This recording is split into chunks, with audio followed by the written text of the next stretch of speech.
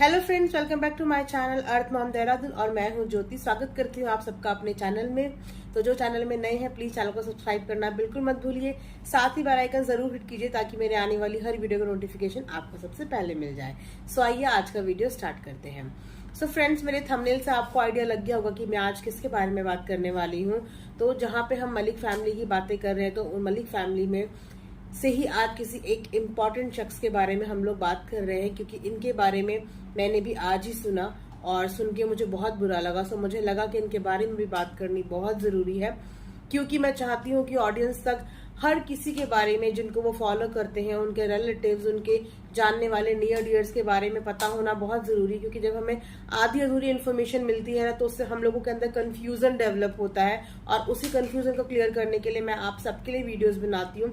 इसीलिए मैं आपको हर वीडियो में अपना ये जरूर बोलती हूँ कि अगर आपके माइंड में भी कोई कंफ्यूजन है या आप किसी चीज में क्लैरिटी चाहते हैं तो प्लीज कमेंट बॉक्स में मुझे लिख लिया कीजिए। मैं उस चीज पे आप लोगों को क्लियर करने की पूरी कोशिश करूंगी। सो फ्रेंड, आज हम बात करने वाले हैं सपना के बारे में। जी हाँ, सपना जो है वो अरमान मलिक की सिस्टर है। आपने उनका व्लॉग भी देखा हुआ, उनका चैनल भी है, सपना तन्वी नाम से उनका एक चैनल है। तो आज मैं उनका इंटरव्यू देख रही थी, तो उन्होंने किसी चैनल में आज अपना इंटरव्यू दिया है, किसी लोकल चैनल में, जो उनके एरिया का ही कोई लोकल चैनल था। तो जब मैंने उनका वो इंटरव्यू और उनकी लाइफ की जो कहानी सुनी तो फ्रेंड्स यकीन मानिए, मतलब मेरा ना दिल दहल गया। मतलब इतना फील हुआ, क्योंकि बीइंग अ वुमेन अगर किसी भी औरत के साथ ऐसा कुछ होता है तो फील होता है, हम लोग रिलेट कर पाते हैं, समझ सकते हैं एक औरत की इमोशंस और उसकी फीलिंग। तो उसी तरीके से सपना की भी जो कहानी है काफी हिडन है, बहुत से लोग इस बारे में नहीं जानते होंगे।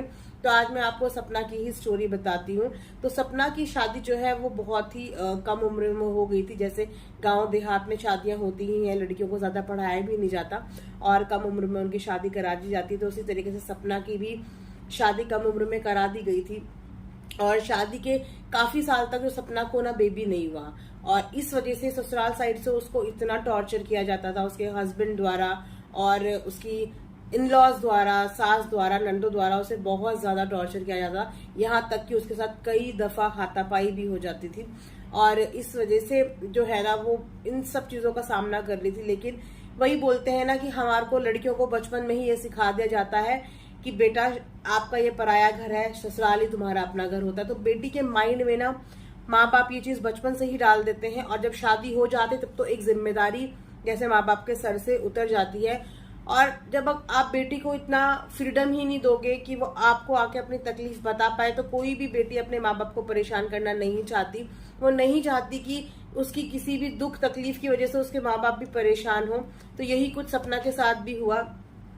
पापा की डेथ बहुत जल्दी हो गई थी, बची मम्मी तो वही है। मम्मी ने बोला घर संभालो, घर को अपने संजो के रखो। तो उसी चीज में जो है सपना उलझती रहेगी और अपनी दिक्कतें, अपनी परेशानियां कभी अपनी माँ को भी नहीं बता पाई, क्योंकि माँ भी बीमार रहती थी और पापा पहले ही गुजर चुके थे।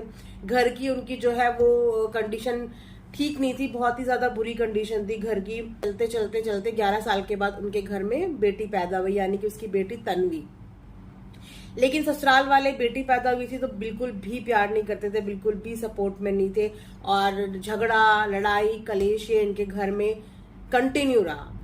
मतलब इतना ज्यादा कंटिन्यू रहा कि वो जो छोटी बच्ची है वो भी ये चीजें बताते हुए लिटरली रोने लग गई थी कि उसका बचपन सोचो आप कितना दर्दनाक गुजरा है। वो कहने लगी कि मैं स्कैर्ड हो जाती थी चीजें देख के, मतलब इतना डर।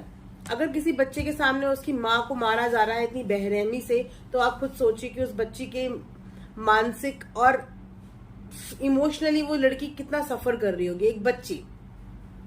तो इसी तरीके से अपनी जिंदगी से स्ट्रगल करती करती फाइनली जब कहीं से कुछ समझ में नहीं आया कि कहाँ जाऊं, क्या करूं, तो फाइनली एक दिन सपना ने डिसीजन लिया और वो अपनी बेटी को लेके वहां से चली गई। लेकिन सपना का कहना यह है कि आज तक भी उसका पति जो है उसका पीछा नहीं छोड़ता है। उसे जब भी उसके जगह का पता चलता है तो आके कुछ ना कुछ कर जाता है। इनफैक्ट 3 बार वो उसको मारने की कोशिश भी कर चुका है। हालांकि इनका जो डाइवोर्स है वो केस चल रहा है, लेकिन आप तो जानते हो कि डाइवोर्स का केस इतनी इजीली मिलता नहीं है, तो उस चीज के लिए इनकी लड़ाई चल रही है। लेकिन अभी तक डाइवोर्स जो है वो फाइनल नहीं हुआ। लेकिन वो बहुत परेशान है। अपना एक इंसिडेंट शेयर करती हुई ना उसकी आंखों में बहुत ज्यादा आंसू आ गए थे। इनफैक्ट उसकी बेटी की आंखों में भी बहुत ज्यादा आंसू आ गए थे। वो इंसिडेंट कुछ इस तरीके का था कि ये जो है सपना जो है वो फिर से प्रेग्नेंट हुई थी। 8 मंथ्स की इसकी प्रेगनेंसी थी और उस 8 मंथ की प्रेगनेंसी में इसकी तबीयत बहुत ज्यादा खराब हो गई, वॉमिटिंग वगैरह होने लगी। तो मेडिसिन के लिए बोला, तो मेडिसिन जब लेके आए गए किसी से मंगवाई, तो उस मेडिसिन को खाते ही क्या हो गया, इनका मिसकैरेज हो गया। मिसकैरेज हो गया, उसके बाद 8 मंथ्स का मिसकैरेज, आप लोग समझ सकते हो कि एक औरत की क्या कंडीशन रही होगी। फिर इनके हस्बैंड जी आते हैं और ऐसे ही कुछ भी किसी भी बात पे वो झगड़ते थे, कुछ भी, कोई भी टॉपिक, कोई बात हो चाहे ना हो, और उन्होंने उनकी उंगली पकड़ के उनकी उंगली ही मोड़ दी। इस तरीके से उनकी उंगली मोड़ दी। और जब तन्वी जो है डर के मारे इतनी घबरा गई कि वो सीधा अपनी दादी के पास भागती हुई गई कि दादी पापा मम्मी को ऐसे कर, तो उसकी दादी ने कहा कोई बात नहीं, मारने दे। मतलब आप सोचो कि आज भी अगर ये चीजें सुनने को मिले ना तो इतना अजीब लगता है कि जहां लोग औरतों की इतना ज्यादा प्रमोट कर रहे हैं, वुमेन एम्पावरमेंट की बातें कर रहे हैं, वहां पे आज भी गांव देहातों में औरतों के साथ इतना जुल्म हो रहा है और औरतों को सहना पड़ रहा है।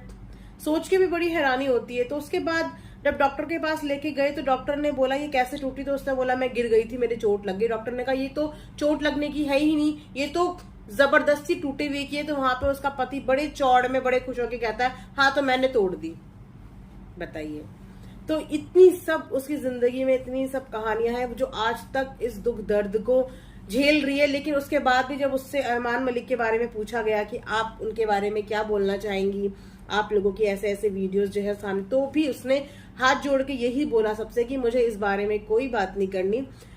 मेरे भाई ने मुझे स्टेबल कर दिया है, यहां तक पहुंचा दिया है, मुझे पहचान दे दी है, इसके लिए मैं उसका आभार प्रकट करती हूँ और इसके लिए मैं उसकी बहुत ज्यादा शुक्रगुजार हूँ। इतना कह के उसने आगे अपने भाई के बारे में कोई भी बात नहीं की। लेकिन मैं आपको एक बात बताती हूँ कि जब माँ बाप का साया सर से उठ जाता है और जिनके भाई बहन होते हैं, भाई चाहे छोटा हो भाई चाहे बड़ा हो, लेकिन माँ बाप के बाद एक भाई ही एक बहन का मायका होता है। और अगर वहां से भाई का भी सपोर्ट नहीं मिलता तो बहन क्या करे। अपनी किस्मत से वो अभी तक लड़ रही है और अपनी किस्मत से वो अभी तक बची हुई है, उसके पति ने उसको मारने की कसर नहीं छोड़ी है। वो तो कहता है, इनफैक्ट डंके की चोट पे वो आज भी कहता है तुझे मार के मैं तो जेल चला जाऊंगा। अब आप खुद सोचिए कि वो सेफ नहीं है। तो दूसरों को बहन बनाने से अच्छा है, मैं बस यही बोलूंगी, मतलब मेरे मन में जो बात आई, दूसरों को बहन बनाने से अच्छा है, जगह जगह बहनों को बनाने से अच्छा है। जो आपकी बहनें हैं उनको आपकी जरूरत है, बहुत ज्यादा जरूरत है। उनकी चेहरों से ही पता चलता है कि उनको आपकी जरूरत है। तो प्लीज आप बहन को फाइनेंशियली हेल्प नहीं कर सकती, क्योंकि मॉरल सपोर्ट भी एक बहुत बड़ा सपोर्ट होता है। आपकी बहन मेहनती है, उसके अंदर टैलेंट है, वो इस चीज के लिए अपनी माँ को याद करते हुए बहुत रो रही थी कि मेरी माँ का मैं शुक्रगुजार हूँ, मैं अपनी माँ को इस चीज का बहुत बहुत धन्यवाद देती हूँ कि उन्होंने मुझको सिलाई सिखाई थी। और आज उनकी सिलाई की ही बदौलत वो अब तक भी सरवाइव कर रही हैं अपनी बेटी को लेके।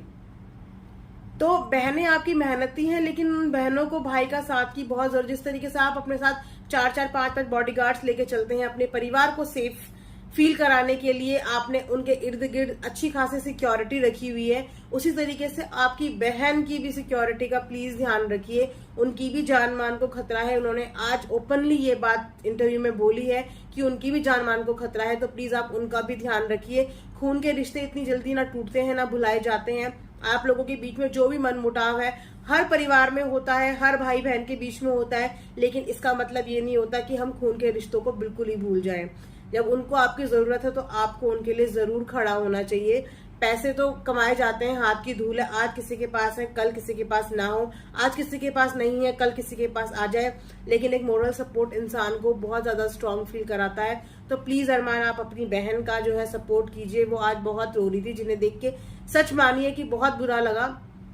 मैं भले ही आपके ऊपर रिएक्शन देती हूँ, लेकिन कहीं ना कहीं हम लोग इंसान भी हैं, और जब हम वाकई में किसी की आंखों में सच्चा दर्द देखते हैं, सच्ची तकलीफ देखते हैं, तो तकलीफ अपने आप को भी होती है।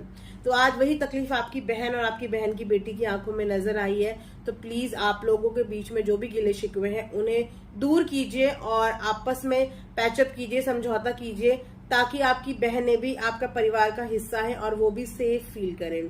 तो ये एक छोटा सा मैसेज था मेरा। फ्रेंड्स, आप बताइएगा आपका इस बारे में क्या राय है, आप लोग क्या कहना चाहेंगे इस बारे में। तो फिर मिलते हैं कल एक नई वीडियो के, तब तक अपना ध्यान रखिए, दुआओं में याद रखिए। जय माता की।